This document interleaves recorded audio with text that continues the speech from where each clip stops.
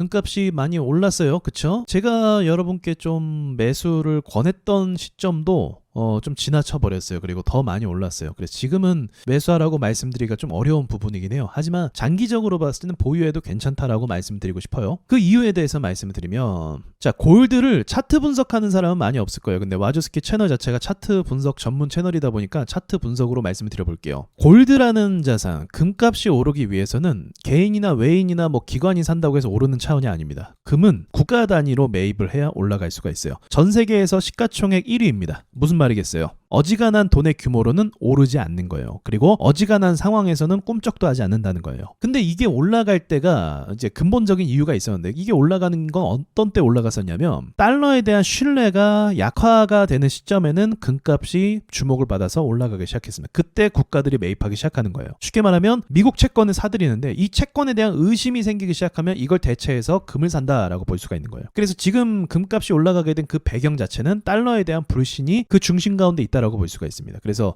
이 달러를 정면적으로 거부하고자 하는 그런 움직임이 나오는데, 그게 브릭스 국가예요. 브릭스 국가들이 자기들끼리 뭐 기축통화 만든다 뭐 그런 이야기도 있어서 미국이 경고하고 뭐 그런 기사도 있었거든요. 그래서 아무튼 전 세계 1위 자산인 이 골드가 움직이기 위해서 국가 단위가 움직여야 되는데, 그것은 달러에 대한 신뢰도가 하락했을 때 움직인다라고 생각하시면 편하겠죠. 그러면 차트 분석적으로 봤을 때 이러한 사건은, 예를 들어서 달러가 신뢰를 잃잖아요. 신뢰를 잃어요. 그러면 이 신뢰가 하루아침 만에 회복이 될까요?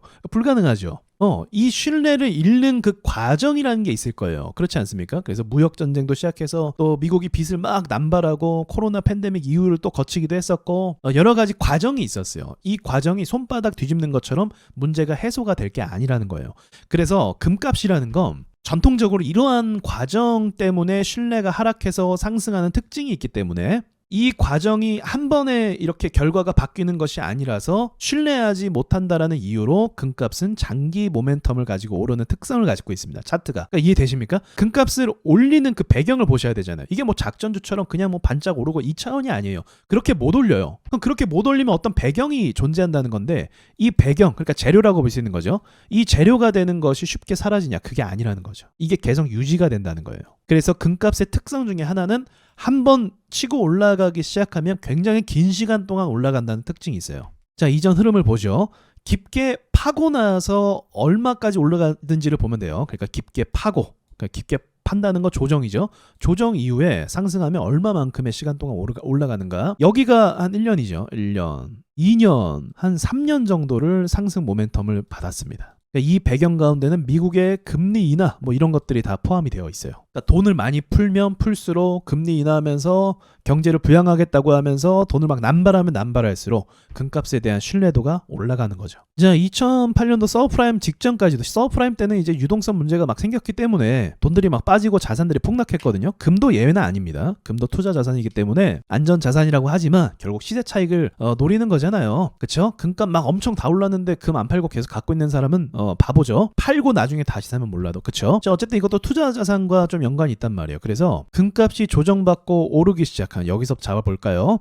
한 1년 정도, 2년 정도, 2년 6개월 정도를 또 상승했습니다. 그러니까 한번 상승하면 최소 2년 6개월 정도를 상승한다. 그만큼 상승 동력이 오랫동안 유지가 된다는 거죠. 단점도 있어요. 자칫 물리게 되면 어떤 상황이 발생하냐? 긴 시간 동안 조정을 갈 수도 있습니다. 이제 여기서부터는 어떤 상황이 만들어지는 거예요? 달러에 대한 신뢰가 회복되는 거예요. 그렇게 되면 이제 이 신뢰도 천천히 쌓아 올리면서 신뢰가 좀 높아질 거 아니에요. 그렇겠죠? 경제도 회복하고 다시 미국이 세계 중심 가운데 다시 올라서게 되고 패권을 유지하고, 그렇게 되면서 신뢰가 올라간다는 게 단번에 쌓아지는 게 아니죠. 그래서 이것과 반비례해서 골드의 가치는 계속 떨어지게 됩니다. 몇 년 동안. 이해되시죠? 근데 지금 상황 자체가 미국이란 나라가 좀 위태로워 보이기도 하잖아요. 사실 위태롭진 않지만. 근데 이 위태로워 보이는 것도 다 말장난이기도 합니다. 결국은. 어쨌든 지금 세계 최고의 나라는, 최고의 강국은 미국이에요. 그런 이제 상황이라고 볼 수가 있어요. 그래서 지금도 마찬가지. 여기도 거의 2년 동안 올랐어요. 2년 동안 올랐다가 금리를 이제 갑자기 올리기 시작하니까 달러가 강세 움직임으로 되면서 이제 금값이 약간 주춤했던 거예요. 그러나 지금 최근까지 어떤 일이 있었어요? 중국과 미국 간의 대결 구도가 계속 만들어졌었죠. 그러면서 이 대결 구도 속에서 중국과 중국을 포함한 여러 나라들이 금을 공격적으로 굉장히 매수하기 시작했단 말이에요. 전쟁도 막 나오고 그러다 보니까 그런 것 때문에 올라간 배경도 포함이 됩니다. 그래서 이건 역시 국가적인 차원의 일이 되기 때문에 손바닥 뒤집는 것처럼 갑자기 평화가 생길 수가 없어요. 이해가 되시죠? 그러니까 이러한 일들이 다 배경이 돼서 지금의 상승 모멘텀을 만들었다고 볼 수가 있습니다. 그렇다면 지금은 또 얼마만큼의 기간 동안 오르고 있는 걸까요? 마찬가지로 1년, 2년 정도로 오르고 있습니다. 그러니까 이렇게 볼 수 있는 거죠. 장기적으로 보면 물가 상승이 올라가면서 동시에 금값이 안 올라가면 그것도 이상한 거잖아요. 내가 돈을 많이 버는데 금값은 항상 제자리야. 그것도 말이 안 되는 거거든요. 투자 자산으로서의 가치도 있기 때문에 상승할 수 있습니다. 장기적으로, 초장기적으로 보면 우상향하는 자산이 맞아요. 그러나 지금 또 단기적으로 봤을 때는 2년째 상승하고 있는 것도 맞습니다. 그러니까 지금 2년이란 기간을 채웠고 이제 3년이란 기간을 채울 가능성도 있기 때문에 위를 더 볼 수는 있습니다. 어떤 이슈가 또 남아 있어요. 미국의 금리 인하. 미국도 그렇고 여러 나라들도 그렇고 돈을 또 많이 찍어서 풀 상황입니다. 경제가 좋지 않다 보니까 이런 것들이 전통적으로 어떤 것이 됐다? 금값의 상승을 부추기는 요인이 됐습니다. 그래서 재료가 소멸된 건 아니에요. 무슨 말인지 아시죠?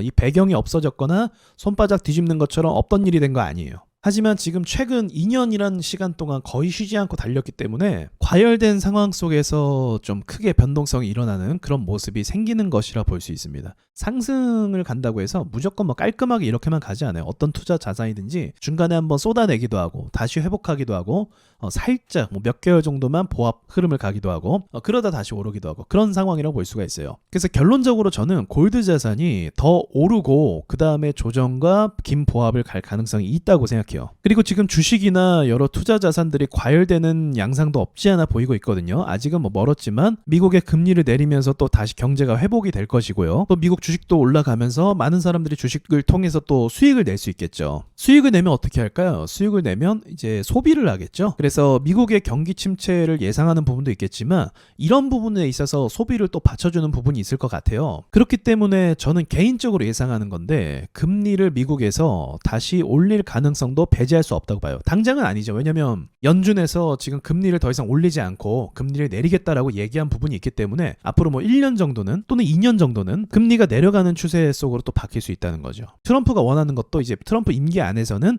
금리를 많이 내리는 걸 원하거든요. 근데 이렇게 되면 분명히 소비가 살아나고 인플레이션 때문에 다시 한번 금리를 좀 빡세게 올릴 수밖에 없는 상황이 올 것 같아요. 그래서 만약 그렇게 되면 골드 자산이 결과적으로 뭐 길게 보면 10년 뭐 20년 이렇게 보면 우상향을 하지만 또 길게 옆으로 가는 순간이 있잖아요. 뭐 3년이든 4년이든 지루하게 옆으로 가는 순간이 있거든요. 미국 금리에 의해서 좌우된다고 볼 수가 있습니다. 그러니까 지금 걱정할 필요는 없지만 이러한 시나리오는 머릿속에 갖고 있는 게 좋겠죠. 그리고 또 갖고 있다 보면 중간에 금값을 올리게 만드는 여러 사건들이 또 발생할 수 있어요. 지금은요, 각 나라들이 분열되는 시대예요. 그래서 서로 전쟁 이야기하고 있고 불안감을 조성하고 있고 그리고 보호무역이라고 하죠. 보호무역을 하려고 하고 있고 관세를 이야기하고 있고 이런 부분들에 있어서 계속 갈등이 생기기 때문에 금값을 좀 부추기는 상황이 만들어질 거라는 거죠.